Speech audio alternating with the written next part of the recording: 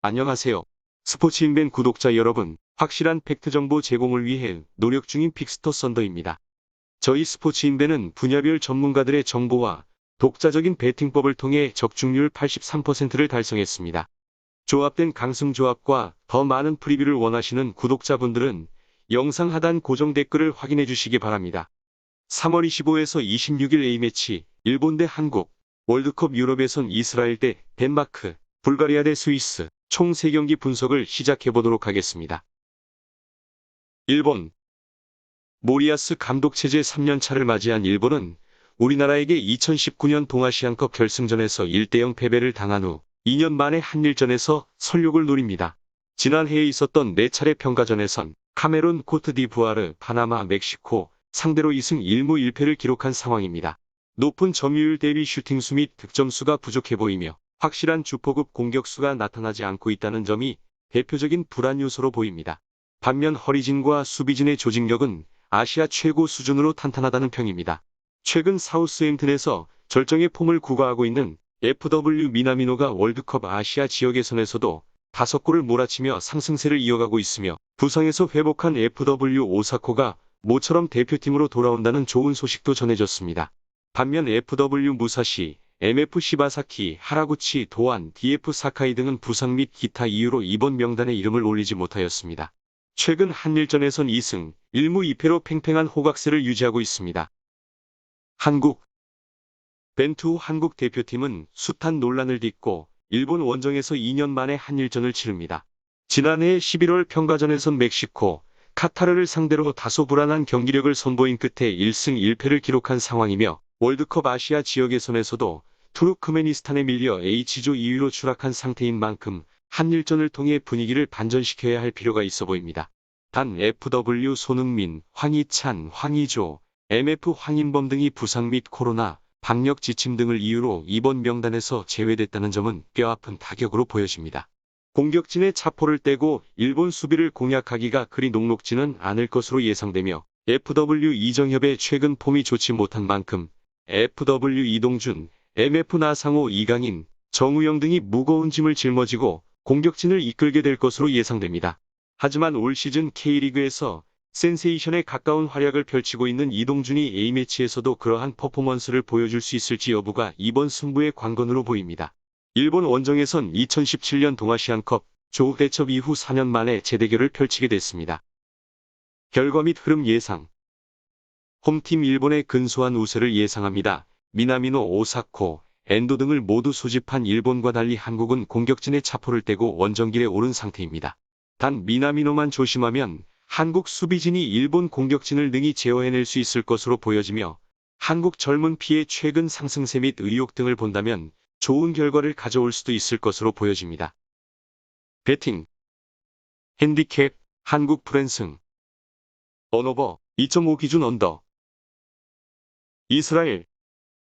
이스라엘은 2021 유로파 네이션스 리그 B조 3위에 머무르며 A리그 승격에 실패했습니다.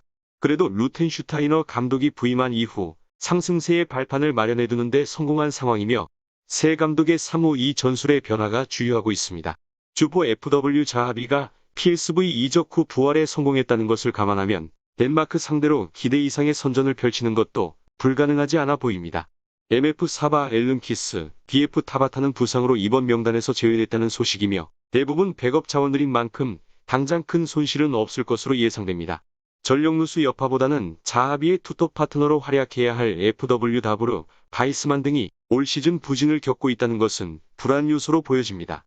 게다가 덴마크 상대로는 통산 사전 전패, 4경기 1득점 13실점을 기록하는 등 천적 관계에 가까운 약세를 나타내고 있습니다. 덴마크는 네이션스리그 A조에서 기대 이상의 선전을 펼친 끝에 조 2위로 잔류에 성공했습니다. 비록 벨기에의 벽을 넘지 못한 채 4강 토너먼트 진출에는 실패했지만 무려 잉글랜드를 3위로 끌어내리는 기염을 토해냈습니다. 슐만트 감독의 3백 전술이 제 기능을 하고 있고 MF 에릭센이 대표팀에서만큼은 꾸준히 에이스급 활약상을 유지 중이라는 것을 감안하면 이번 3월 전망도 비교적 밝아 보입니다. FW 코르넬리우스, MF 시스토, 빌링, DF 웨르겐센 등이 부상으로 이번 명단에서 제외됐지만 그 타격은 미미한 수준으로 보여집니다. FW 폴센, 브레스웨이트, MF 에릭센, 삼각편대가 변함없이 공격진을 이끌어줄 것으로 예상됩니다. 최근 원정 A매치에선 10전 4승 5무 1패로 강세를 유지하고 있는 중이고 유일한 패배는 벨기에 상대로 당한 것입니다. 이스라엘 원정에선 2006년 평가전 2대0 승리 후 15년 만에 재대결을 펼치게 됐습니다. 결과 및 흐름 예상. 원정팀 덴마크의 6대4 우세를 예상합니다. 지난 네이션스리그에서 기대 이상의 선전을 펼쳤던 이스라엘이지만 덴마크와는 아무래도 객관적 전력차가 뚜렷해 보입니다. 이스라엘이 생각보다 잘 싸우는 모습을 보여주더라도 결과적으로 이변을 일으키긴 어려울 전망입니다. 배팅 핸디캡 덴마크 마행승 언오버 2.5 기준 오버. 불가리아는 2021 유로파 네이션스리그 비사조 최하위에 머무르며 C리그로 강등되는 아픔을 겪었습니다.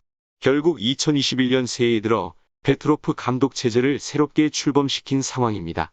이전까지 라인을 과감히 끌어올려 적극적으로 상대를 압박하는 축구를 구사했으나 감독 교체와 함께 스타일 변화가 일어날 가능성을 염두에 둬야 할 것으로 보여집니다. 중국의 스자장 융창, 허난 젠예 등을 이끌었던 페트로프 감독은 당시 수비적인 실리 축구를 펼쳤던 것으로 전해지고 있습니다.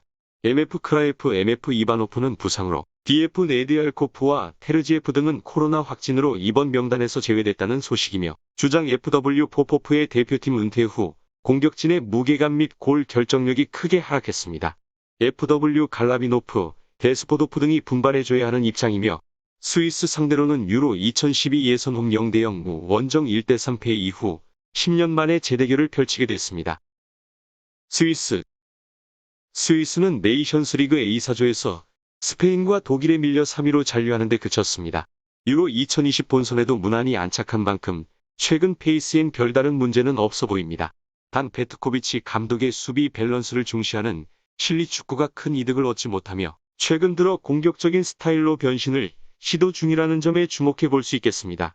MF 에비셔, DF 셰어가 부상으로 이번 명단에서 제외된 반면 그 외 전력 누수는 미미하다는 소식입니다. 주포 FW 세페로비치가 2021년 들어 매서운 골폭풍을 몰아치고 있다는 점과 중원 엔진 MF 자카리아가 부상에서 돌아왔다는 점 등이 스위스에겐 긍정적인 부분으로 보여집니다. 반면 원정 A매치에서 최근 8경기 1승밖에 없다는 점과 그 유일한 승리조차 지브롤터 상대로 거뒀다는 점은 불안한 구석이 아닐 수 없습니다. 결과 및 흐름 예상. 원정팀 스위스의 6대4 우세를 예상합니다. 지난 네이션스리그에서 최악의 부진을 겪은 뒤 감독 교체 강수를 띄운 불가리아입니다. 당분간 세대 교체에 과도기적 시기를 보낼 것으로 보여지며 포포프 은퇴 후 공격진의 무게감이 크게 떨어졌습니다.